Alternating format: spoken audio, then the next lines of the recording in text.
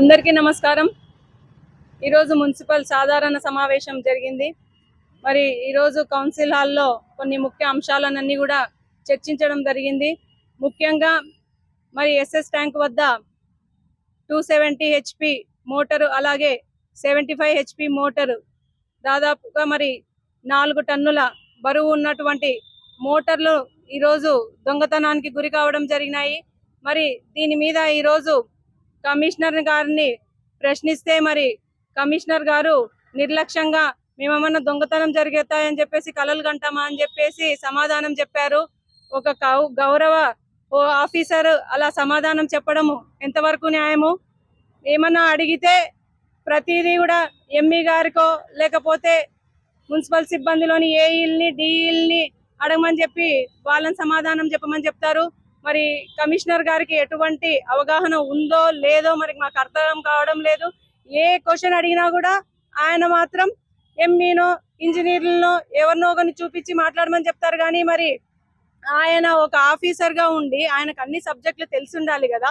మరి ఆయన సమాధానం చెప్పుకోకుండా నిర్లక్ష్యంగా ఈ రోజు దొంగతనం జరుగుతుందని మేమేమన్నా కలగన్నామా అంటే మరి ఆయన తీరు ఎలా ఉందనేది ఒకసారి గమనించాలి।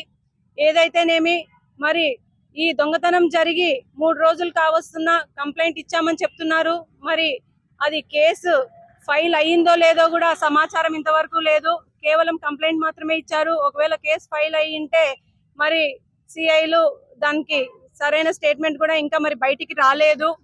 అది దాదాపు 40 లక్షల విలువ చేసే మోటార్లు, ఏదో చిన్న మోటార్లో లేకపోతే చిన్న విషయమో కాదు, ఇది చాలా పెద్ద విషయము। మరి గతంలో ఎన్నడూ కూడా ఇన్నేళ్లుగా మరి ఈ మున్సిపాలిటీలో ఎన్నడూ జరగండి మళ్ళీ ఈ రోజు జరిగిందంటే మరి ఎవరు దీనికి బాధ్యులు?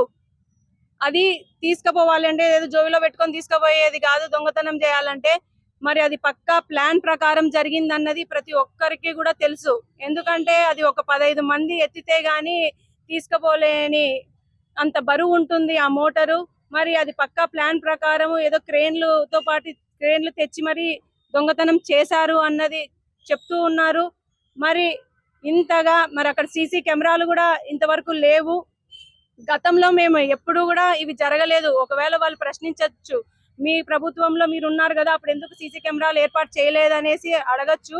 కానీ అప్పుడు గతంలో పక్కాగా వాచ్మ్యాన్లని దానికి సంబంధించిన వాళ్ళని ఇన్ఛార్జీలుగా పెట్టి ప్రతిదీ కూడా గమనిస్తూ ఉండేవాళ్ళు। గతంలో ఉన్నటువంటి కమిషనర్లు కూడా చాలా చక్కగా పనిచేశారు। మరి ఈ కమిషనర్ గారు వచ్చినప్పటి నుంచి కూడా ఏ ఒక్క విషయంలో కూడా ఆయనకి శ్రద్ధ లేదు। ఆయనకి వేరే వాటి మీద ఉన్న శ్రద్ధ మరి వీటి మీద లేదు అని చెప్పేసి నేను కూడా తెలియజేస్తున్నాను।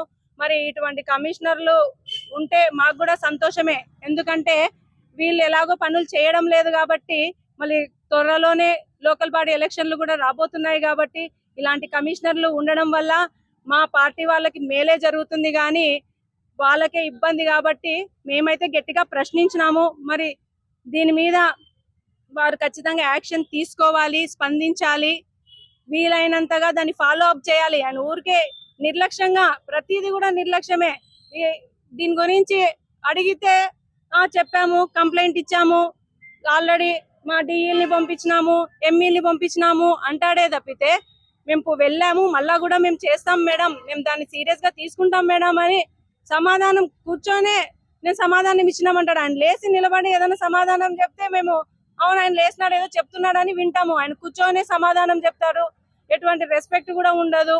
మరి మాది పబ్లిక్ ప్రాపర్టీ, అన్ని లక్షలకి సంబంధించింది కాబట్టి మరి దీని పట్ల సీరియస్ గా మరి డిపార్ట్మెంట్ ఇన్వాల్వ్ అయ్యి వీలైనంత త్వరగా సాల్వ్ చేయాలని చెప్పేసి కూడా మేము కోరడం జరుగుతుంది।